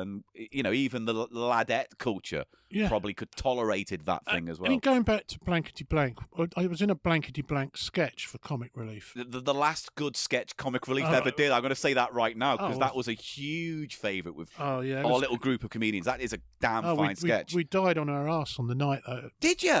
Well, it was strange because they put it out. It was really late when they put it out, and the audience are kind of bust in and they're all tired. They can't go for a piss. They can't drink. They've exhausted from being in a bath of baked beans the week before. and, Yeah. they're just they're captive basically, and they're not really probably massive comedy fans as such. And They think they're there for children in need. aren't they? yeah. So we did the sketch. It went, it got some laughs, but it was difficult because there was canned laughter within the sketch. So it was, and there was silences within the sketch where you're hoping people will be laughing, but with this tired audience, they just seemed utterly bemused by it. Really, It's so funny because So it works much better on TV. it than works does- much better on TV. But the point why I'm bringing this up, because I've got it on tape the whole evening because I wanted to see it when I got home. And there is a bit where 3 guys stand up completely naked That's in, right. in the audience, and you just think, wow, and there's kids there, and you think that just would no way would that get through now. And that was Yeah. early 2000s. Wasn't there a show it? where the Naughty. people would look at someone's junk and sort of talk Yeah, about... that's still on TV now. The Naked Attraction. Well, there was the one, what was the one that the Denise Van Outen used to do? Oh, Feel these bollocks. yeah, that was it. Feel these bollocks with Denise Van Outen. It was great. I remember it vividly. Knob check. Yeah. Knob Was that the check. one where they pushed women into the water or people No, into that the was water? Chris Tarrant, Man Oh Man. Oh, No, fuck. something, Tarrant keeps coming up. something for the weekend. That was Well, what it Britain's got Tarrant, haven't they? So, thank you. I'm here all fucking week, unfortunately. Right, New Faces record. No, well, so I tell you what, we'll end with the New Faces and just talk very briefly about Opportunity Knocks. Again, you look at the caliber of acts and Now, Opportunity Knocks was a completely separate franchise, was it? Same difference. It was Huey Green. Huey Green? Huey Green was So the New host. Faces, when did it finish?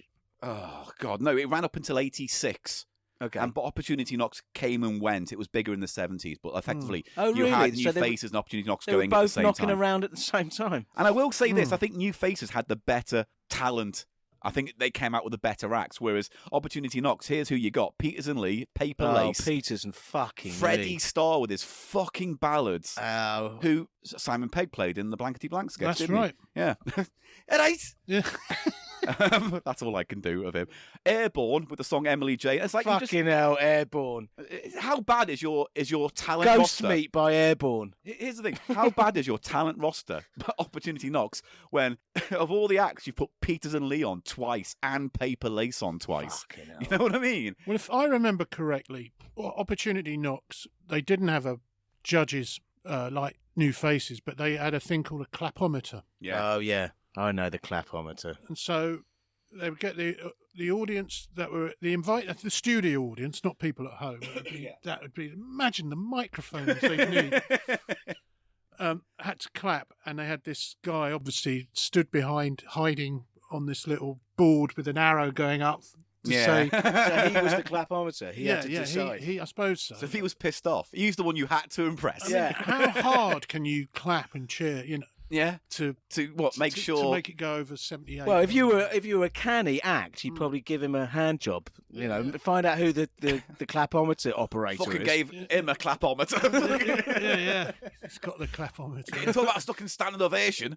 And Huey Green was the avuncular host, and I mean that most sincerely, ladies Yeah, and gentlemen. that's it. I don't know. Have you ever been on a talent show? Have you ever thought about doing a talent show, even when you were a kid or something? I won a talent show. I came first in a talent show. Yeah, on holiday in 1977. Still riding the crest of the wave of appearing on Nationwide, presumably. No. That's life in your sights. Yeah, exactly. I did a stand-up comedy routine, and I went on. I did impressions. I came on. I did Eric Morecambe. Oh wow! Can you still do that, Morecambe? Um, I'm not. No, you know what? I feel bad now because all of a sudden I've do you know what? a lot of pressure on you. When someone says, "Can you do this I know. impression?" You can never do. It's like tell that funny story. Yeah. It wasn't as funny as you told it the other night. No, because it was spontaneous. Yes. Oh, Arsenal. Oh, that's probably going to pop the mic anyway. Worth it. Oh yes. Oh, little one. No. So I used to do Eric. I mean, yeah, I was always that. Do you Eric Morecambe, Paul? Yeah. At Christmas. I used to do Dave Allen, make my finger look like Do the missing. finger. That's the touch, isn't it? And I told a joke about hypochondriacs. I didn't even know what a hypochondriac was. How old are you? Sorry. How old am I? I'm 55. No, I mean then. I was 11. And I told her, Dave Allen, something about a hypochondriac's tombstone saying, I told you I was ill. The kind of highlight of the set was I'd do impressions of going to the dentist. Okay. So I'd do this whole routine with all the drills, you know. And all that stuff. And that's how you got the Nescafe advert. That's a percolator. Yeah.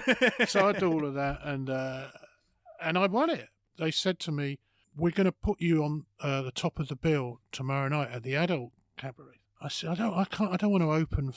I don't want to. No. That's the first time I'd heard the expression "top of the bill." No, you weren't going to finish the show. Yeah, at 11. At 11, and I was utterly fearless and just thought, "Oh, great! Oh, well, I'll chuck in some new material," and killed it. Wicked. Yeah. So that was probably my That was the day crowning you knew. glory. That was the day I probably knew that I definitely wanted to do something along those lines. Yeah, and then all those years later, you're on Yeah. a podcast with two dickheads talking shit about Well, charity. There you go. How the mighty have fallen. I wouldn't tunnel. mind climbing to where you've fallen to. Let me just put it that way. Oh, that's very sweet. No, it was. I mean, I remember I was given £5, which in those days you could buy a Mini for. Really? No. I was going to say, No, because maybe I don't think No, Mini was $6.50. Oh no, I'm being silly. No, £5 I could get. I don't know, 500 curly burlies or whatever. And I had a photocopied, those proper old purple photocopied certificates, which my mum's got somewhere. So yeah, they were very proud of me. They should be. That'd be 11 But to do all that and then nail an adult amazing. show. I remember the first show I ever did in front of an audience. It was a magic show, and someone put me in a card costume and I had to be the Jack of Diamonds, and I had to say one thing where it was like Kazam, and instead I fell forward and cried. Yeah. And they had to drag me out as I was crying. That was my first I appearance told you on I did a stage. 2-week magic course, and then at the end, Sorry. everyone's parents came to watch us do the show, and they giving 2-week feedback. magic course. Yeah, it was at the used to be the Unicorn Theatre Oh yeah. in Leicester Square. Okay. It's a children's theatre. I think it was called the Unicorn. Okay. Yeah, it's still there, but it's something else now. It's just a theatre now. And then what, you did the magic trick? Well, everyone's parents came. Mine didn't. Right. And everyone's parents were like, "Oh, Timmy was brilliant." They'd give feedback after everyone had done their trick, and then everyone was like, "It's brilliant, Timmy, brilliant, Johnny, brilliant, Jane." And then with me, they were like, "Bit shifty, fuck off." I'm sorry, but your son can't do magic although he has stumpy hands. Oh, shut up. I'm too shifty to be a magician. Surely Whatever. the shifty is a great thing to be for a magician. No, right? it's like, the misdirection. It's like, All right, well, I'll tell you what, we're going to end then with the track from New Faces, the first track, which is You're a Star by Carl Wayne, which I believe was released and was a hit in the charts itself. Ah. So I wonder if this will bring back memories for you.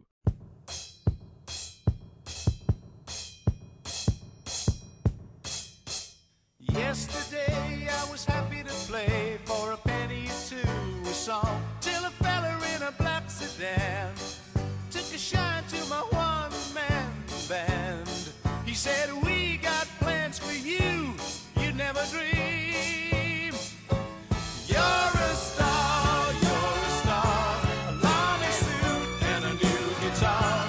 And I know that you'll go far, 'cause you're a star. You're a star, superstar. On you go with your finest style. And I know that you'll go far, 'cause you're a star. Sign my name in the Friday. I'm guessing that's not the version they released, though. Otherwise, I would be really pissed off as a Yeah. DJ. It was like, This is I was going to 30 go for a piss seconds. then. Well, it's the only mono track on there. It was just lifted it directly from the TV. Ah. Says here, compiled this whole album by Alan Freeman. Ah. So he had a say. And you've got, you got Shawaddy Waddy on here. Under the moon They did of have a love. proper pedigree, all those judges, though, Yeah. didn't they? Like, Lenny Henry. Although, to be fair, most of these are go over my head now. Sweet Sensation, do you Tom know the Waits. Honey Bus? There's a tune, the Honey Bus. Maggie, I can't let Maggie go. Can't let What Maggie was that used in an ad or something? Yeah, That it was refrain. for Bread? Nimble. Nimble bread, was like, the hot air balloon. Okay, That's right, yeah. thank Yeah, you, yeah, because I yeah. played it on my show today, and I was just like, "What is that?" That's an awful DJ when you play a track and go, what was that? And No, I bye, just everyone. didn't know how. I knew obviously the name of the song, Paul. Yeah, I know. I'm just being Fucking facetious. hell. You would say something funny. You can't, can you? No. You never win a fucking I talent show. couldn't. I don't. Let's do it. Do an I impression. don't have the confidence. All right, give me an impression, I'll do an impression. We'll end on an impression. The other Ronnie, not Barker. What was he called? No, not Yeah, Barker. no, Ronnie Corbett's the one. Corbett. Because Corbett. Go on. He really big shit. I like that one. I just had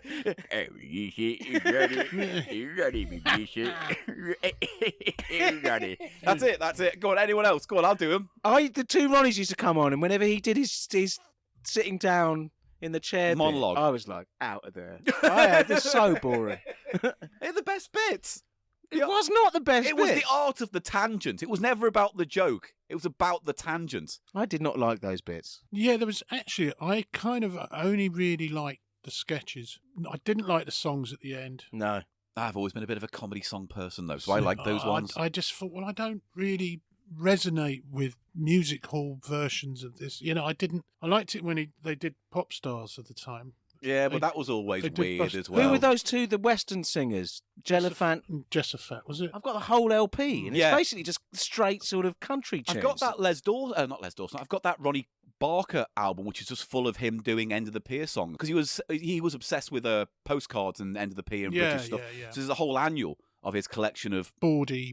Bawdy postcards. Yeah. So there's a whole thing. I don't know. I like Barker for that. Barker falls into that same thing as Les Dawson, Victoria Wood, where it's not so much that they're incisive, but it's like the way they use language is just beautiful. I just love it. Great wordsmiths. Yeah, I like used a to good like the wordsmith. dinner party sketches, and Yes. I liked it when they were doing a sketch together. I thought his monologues were very funny, always very pun based, weren't they? The Barker's, kind of yeah. spoonerism type Yeah, stuff yeah, and yeah. stuff, yeah. All I will say is I'm glad we've managed to speak for another half an hour on New Faces, and we didn't get to Jim Davison, and so we can therefore not speak about Jim Davison, Right. which is, I think, a boon to this podcast. Yeah. So, You leave Michael Elphick out of this. yeah, I often have to.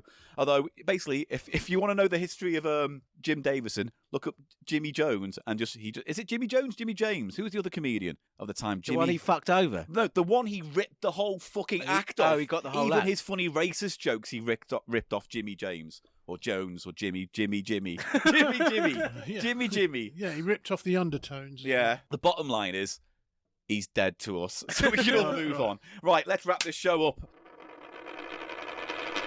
And that's the end of that Cheap Show episode. Way! Hey! Thank you, Paul, for coming on the show. It's a pleasure. If people have fallen in love with you over the course of this last 90 minutes, where can they get in touch with you socially on the medias? I'm on Twitter.